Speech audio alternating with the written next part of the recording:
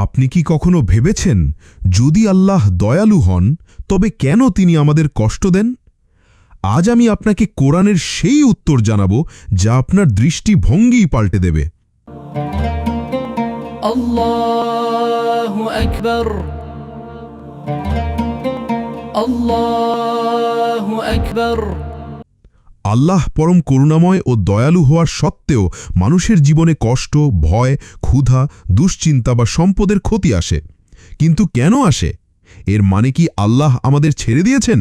না, বরং আল্লাহ বলেন, আমি অবশ্যই তোমাদেরকে পরীক্ষা করব ভয়, ক্ষুধা, সম্পদ ও জীবনের ক্ষতি দিয়ে, আর ধৈর্যশীলদের সুসংবাদ দাও।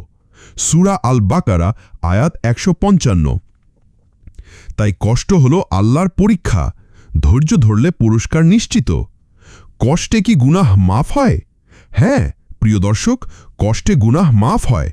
রাসূল সাল্লাল্লাহু আলাইহি ওয়াসাল্লাম বলেছেন, মুমিনের যে কোনো দুঃখ, কষ্ট, রোগ বা দুশ্চিন্তায় আল্লাহ তার গুনাহ মাফ করে দেন।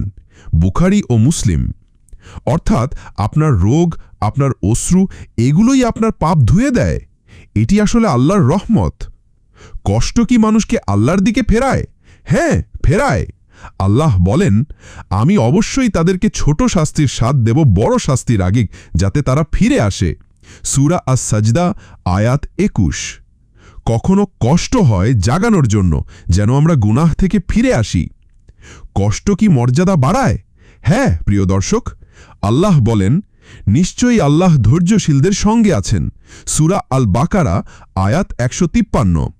ধৈর্যশীলদের মর্যাদা আল্লাহ বাড়িয়ে দেন, জান্নাতে তাদের জন্য বিশেষ পুরস্কার লিখে রাখেন।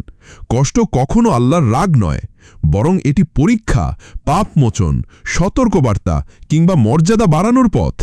তাই যখন কষ্ট আসবে বলুন, আলহামদুলিল্লাহ, আমি আল্লাহর পরীক্ষায় আছি। ফলো, লাইক, কমেন্ট করুন যেন এমন আরও কন্টেন্ট আপনার কাছে পৌঁছে যায়। ইসলাম প্রচারে আপনার একটি শেয়ারই হতে পারে কারো হেদায়েতের দরজা।